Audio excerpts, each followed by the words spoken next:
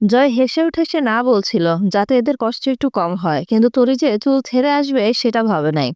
রাফিদের বুঝতে বাকি রইল না তাদের ঘুমের পিছনে জয়ের হাত আছে। জয় উঠে দাঁড়ায়, বাবুকে কয়েকটা চুমু দিয়ে রুমের দিকে যেতে যেতে বলে, অনুষ্ঠান শেষের পর তোরা যখন ঘরে ঢুকবি তার আগে আগে যে আমরা শরবত খাইলাম মনে আছে? অবাক হয়ে তিনজন তাকায় জয়ের দিকে। জয় ওদের দিকে তাকিয়ে শব্দ করে হাসে, সাথে তুর্য হেসে ওঠে বাবার হাসি দেখে। রাফি বলে, শালা বিশ্বাসঘাতক বন্ধু হয়ে বন্ধুর ক্ষতি করতে পারলি? বিয়ের আগে বউকে কত বড় মুখ নিয়ে বলেছিলাম বাসরাতে কিন্তু তোমাকে ঘুমাতে দেব না। আর সকাল উঠে বউ আমার দিকে তাকিয়ে মিটমিট করে হাসছে, তা দেখে লজ্জায় আমার মাথা কাটা যাইতেছে।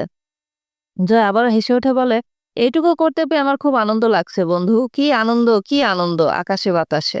বলতে বলতে জয় নিজের রুমের দিকে চলে যায়।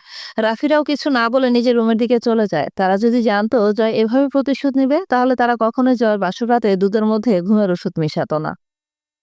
জয় কত সুন্দর করে তাদেরকে বোকা বানিয়ে দিল, আদর করে বাসর ঘরে পাঠিয়ে অপমান করে বের করলো। জয়রা সবাই কমিউনিটি সেন্টার ছেড়ে দিবে, রাফিদের বিয়ে খুব কম মানুষ নিয়েই হয়েছে।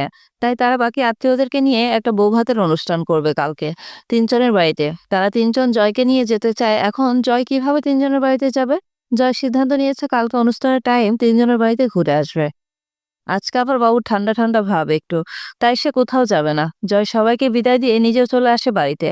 জয় অফিস থেকে আসার সময় একটা ফুলের তোড়া নিয়ে আসে তরির জন্য। সবসময় নিয়ে আসে না, মাঝে মধ্যে নিয়ে আসে। ফুলের তোড়া পেয়ে তরি ভীষণ খুশি। জয়ের এই খুশিটা দেখতে ভালো লাগে। তরিকে খুশি করতে খুব বেশি কিছু লাগে না, ছোট ছোট জিনিসে সে ভীষণ খুশি হয়। জয় এসে দেখে তুর্য ঘুমিয়ে পড়েছে, তার আসতে দেরি হয়েছে। জয় ড্রেস চেঞ্জ করে ফ্রেশ হয়ে তরিকে নিয়ে রাতের খাবার খেয়ে আসে। কয়েকদিন থেকে সে তরিকে বেশি সময় দিতে পারে না, তাই সে ভাবছে রাতটা তরির সঙ্গে কাটাবে। জয় দরজা দিয়ে লাইট অফ করে তরিকে নিয়ে বেলকনিতে বসে। দুজন পাশাপাশি বসলে জয় তরির একটা হাত টেনে নিজের কাছে নিয়ে আসে।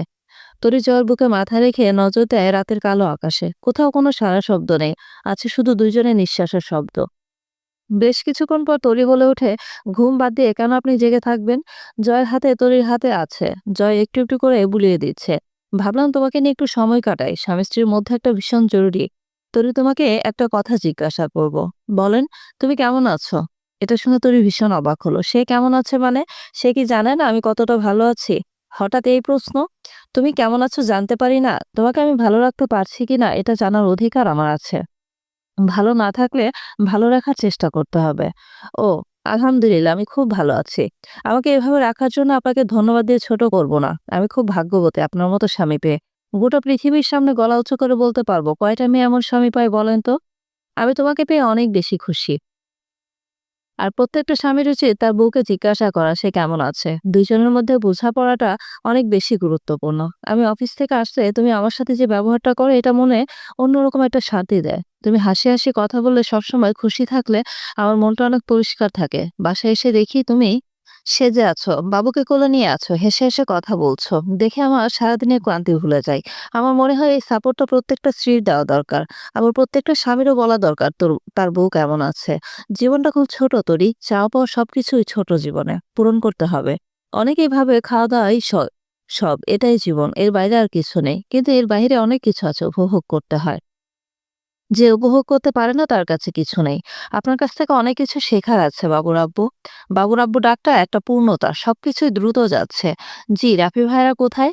ওরা কালকে হানিমুনে যাবে, আমাদেরকে যাইতে অনেকবার বলছিল, শুধু গেলাম না, বাবু ছোট এই জন্য। ও বড় হলে আমরা অনেক জায়গায় যাব। ওরা হানিমুন করতে গেছে, আমরা সেখানে কি করব? আমরা যাব না, এটা অনেক ভালো। জয় হেসে বলে, গেলে আমরাও পড়তাম। একবার যে তার ফসল বিছানায়। জয় শব্দ করে হেসে বলে, সমস্যা কি, যতবার যাব ততবার একটা করে ফসল নিয়ে আসবো। তরি হেসে কিছুক্ষণ, তারপর বলে, জান্নাতের তো বিয়ের ডেট এগিয়ে আসছে, আপনি কিছু ভাবছেন না? জয় একটা নিঃশ্বাস নিয়ে বলে, যখন ভাবি জান্নাত কিছুদিন পর চলে যাবে, তখন বুকের ভিতর যে কি পরিমাণ কষ্ট হয় বলে বোঝাতে পারবো না। ছোট মেয়েটা দেখতে দেখতে বড় হলো, এখন পরের বাড়ি যাবে, সংসার করবে। আমার জান্নাত পারবে তো সবকিছু সামলাতে? এই প্রশ্ন আমার মাথায় সারাক্ষণ থাকে। জান্নাত চলে গেলে আমার বুকের ভেতরটা ফাঁকা হয়ে যাবে তরি। সারাক্ষণ বাসায় থাকলে ডাকবে, ও না থাকলে আর ডাকগুলো আমরা শুনবো না। আবদার করবে না। ভাবির খুব শখ ছিল তার জন্য মেয়ে বাবু হয়, শখ পূরণ হলো, সে দেখতে পেল না। আসসালামু আলাইকুম, কেমন আছো সবাই? আমি জানি এখন একদম